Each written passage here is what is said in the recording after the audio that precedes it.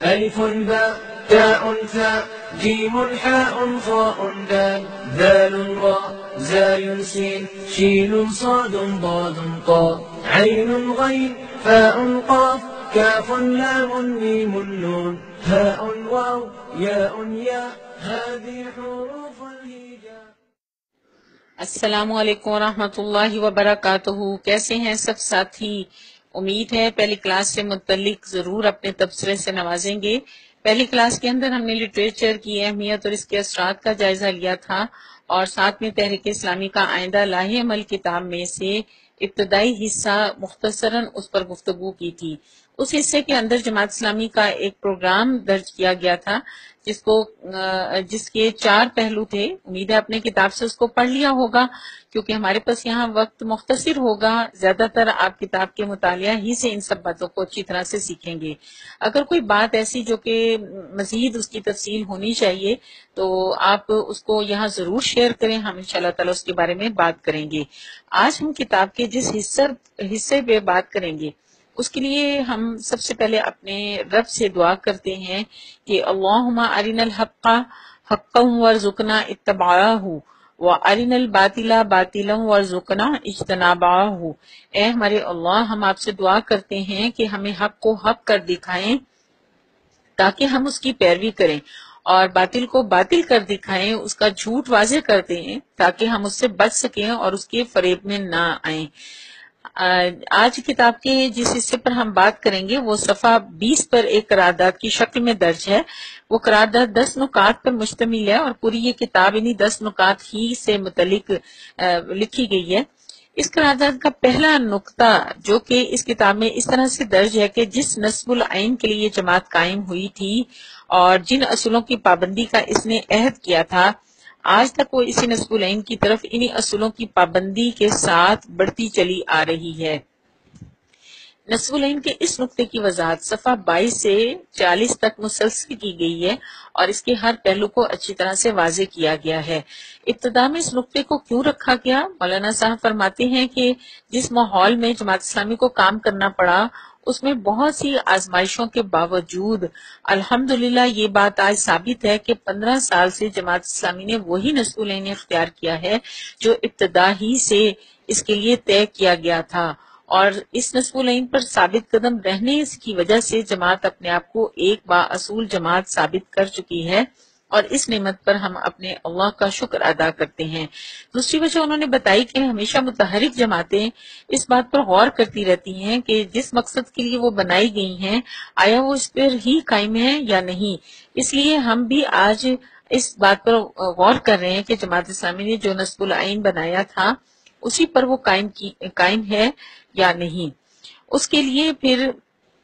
صفحہ 24 پر قرآن مجید کی وہی آیت جس سے یہ نصب العین اخذ کیا گیا ہے، سورۃ توبہ کی آیت نمبر 33 درج کی گئی ہے. اور جب ہم قرآن مجید کا مطالعہ کرتے ہیں تو ہمیں پتہ چلتا ہے کہ سورہ صف میں آیت نمبر 9 اور سورۃ فتح میں آیت نمبر 28، یہ تینوں آیات میں اللہ رب العالمین نے یہی بات ارشاد فرمائی ہے.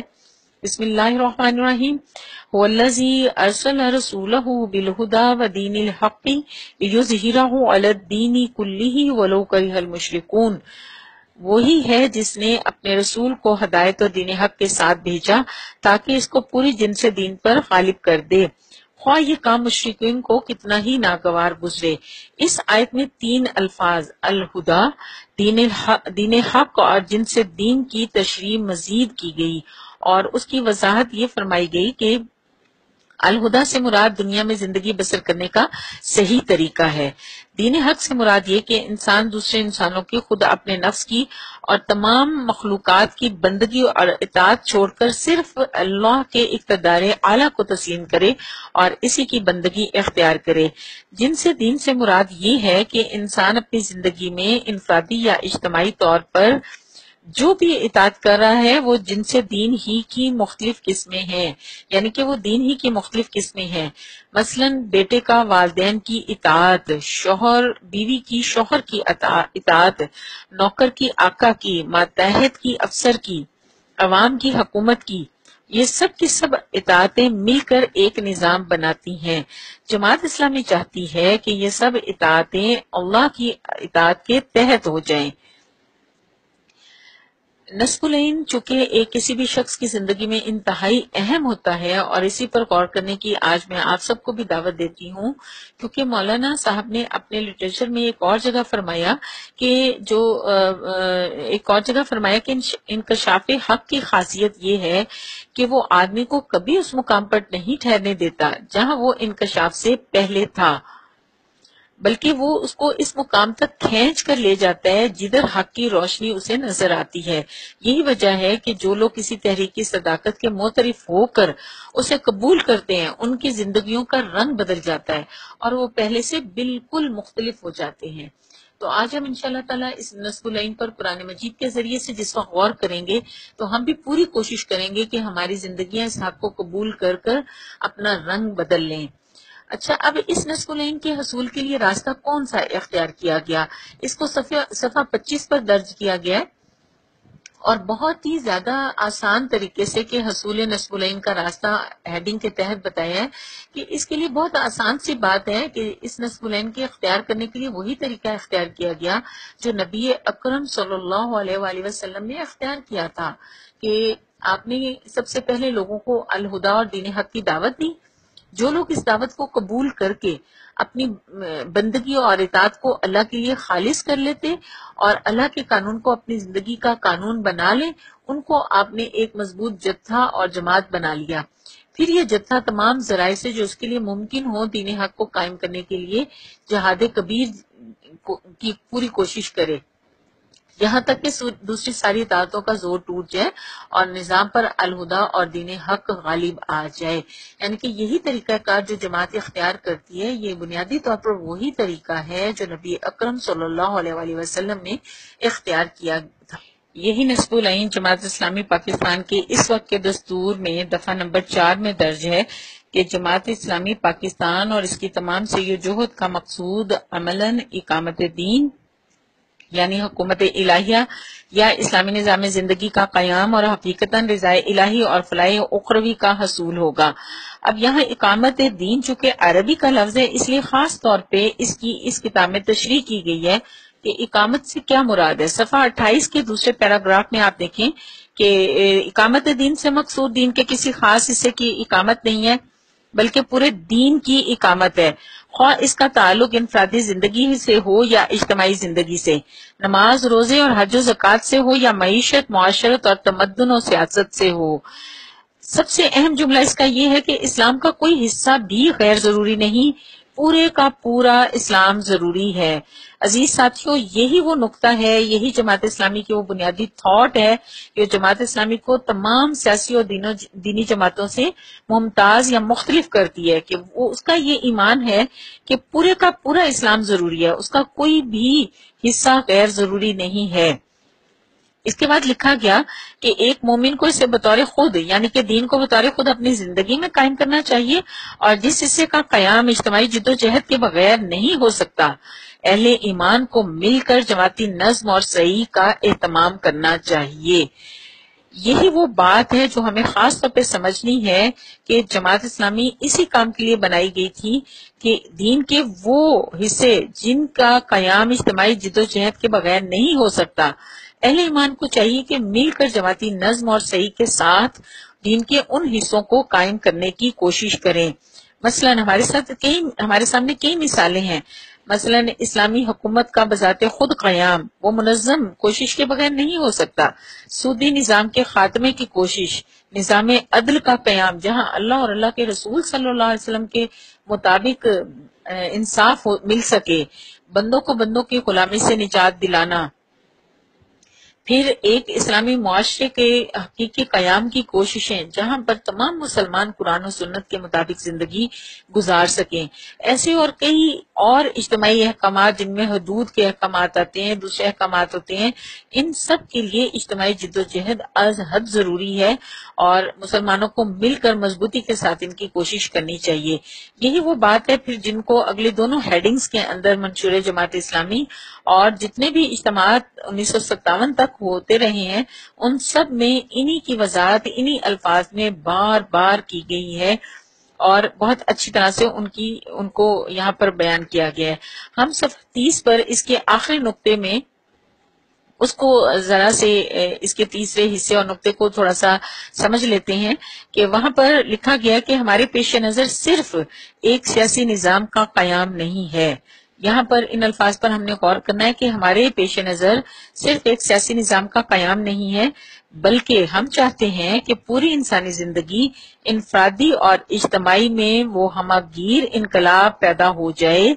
جو اسلام پیدا کرنا چاہتا ہے، جس کے لیے اللہ نے اپنے انبیاء علیہ السلام کو مبعوث کیا اور جس کی دعوت دینے اور جدوجہد کرنے کے لیے ہمیشہ انبیاء علیہ السلام کی رہنمائی میں امت مسلمہ کے نام سے گروہ بنتا رہا ہے.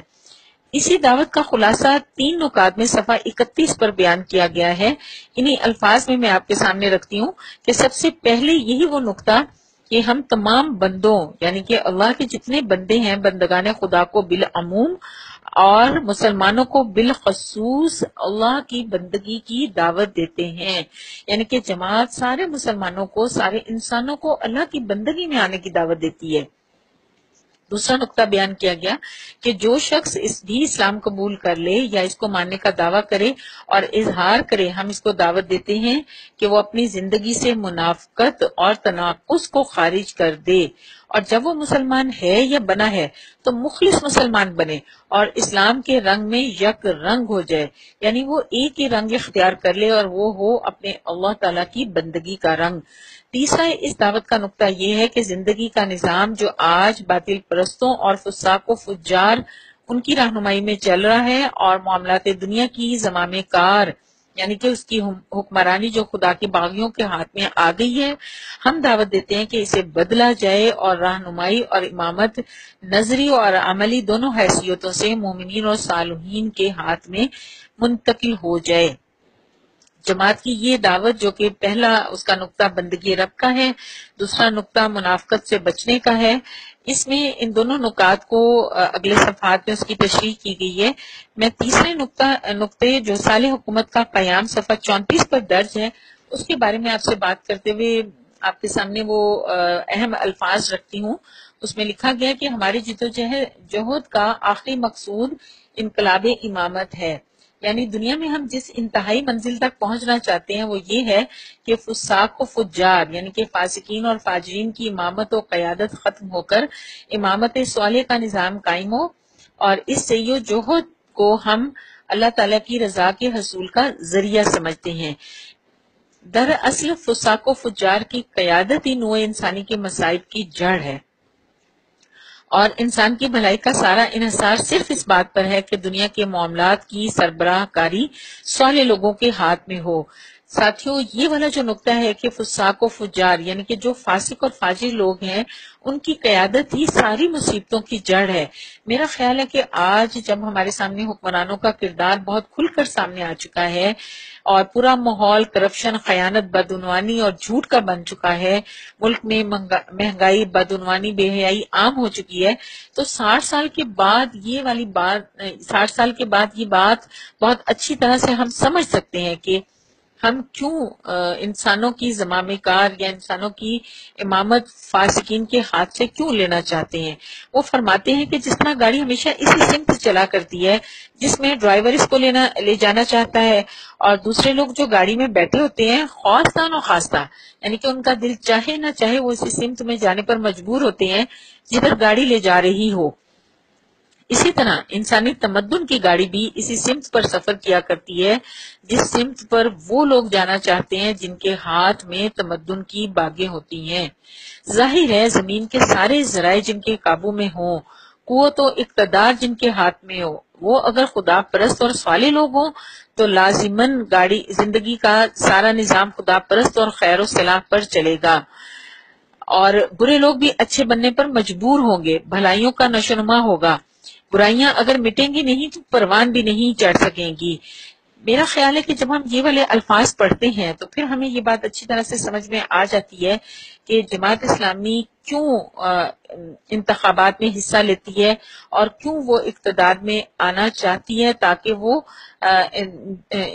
تمدن کا سارا نظام صالح لوگوں کے ہاتھوں میں دے سکے. صفحہ 38 پر نصب العین سے پوری بحث کا خلاصہ کچھ الفاظ میں بیان کر دیا گیا ہے، اور آخر میں پھر اس دعوت و نصب العین کی جدوجہد کے اصول درج کیے گئے ہیں، اور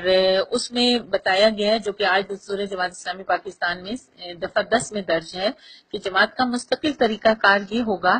کہ وہ کسی امر کا فیصلہ کرنے یا قدم اٹھانے سے پہلے یہ دیکھے گی کہ اللہ اور اس کے رسول صلی اللہ علیہ وسلم کی ہدایت کیا ہے، دوسری تمام باتوں کو ثانوی حیثیت سے صرف اس حد تک پیش نظر رکھے گی جہاں تک اسلام میں اس کی گنجائش ہے۔ دوسرا اصول یہ کہ اپنے مقصد اور نصب العین کے حصول کے لیے جماعت کبھی ایسے ذرائع اور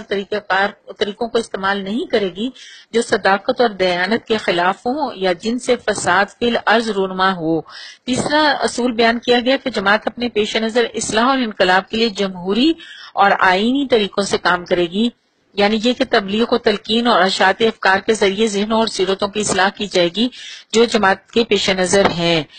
چوتھا کہ جماعت اپنے نصب العین کے حصول کے لیے جدوجہد خفیہ طریقوں کے طرز پر نہیں کرے گی بلکہ کھلم کھلا اور علانیہ کرے گی۔ آج کی ہماری کلاس انہی نکات پر ختم ہوتی ہے۔ اب تک ہم نے الحمدللہ 40 صفحات پر گفتگو کر لی ہے۔ آج کی گفتگو کے نچوڑ کے طور پر چند باتوں پر آپ غور کریں گے۔ سب سے پہلے جماعت اسلامی کے نصب العین، اور اس کو انشاءاللہ تعالی سب لوگ ضرور لکھیں گے اور سمجھیں گے۔ دوسری جو بات ہے اس میں لفظ اقامت دین والا جو پیراگراف ہے، اس پر تنہائی میں بیٹھ کر اچھی طرح سے غور کریں گے۔ جماعت کی دعوت کے 3 نکات اچھی طرح سے سمجھ کر اس دعوت کو سب سے پہلے خود قبول کریں گے، اور اس کے بعد کسی ایک فرد کو آپ اچھی طرح سے سمجھانے کی کوشش کریں گے۔ اللہ تعالیٰ سے دعا ہے کہ وہ ہماری ان ساری کوششوں کو قبول و منظور فرمائے اور ہمیں اپنی دین کی خدمت کا موقع دے۔ آخر دعوانا ان الحمدللہ رب العالمین۔ جزاکم اللہ خیر۔ السلام علیکم ورحمۃ اللہ وبرکاتہ۔ ألف باء تاء ثاء جيم حاء خاء دال ذال راء زاي سين شين صاد ضاد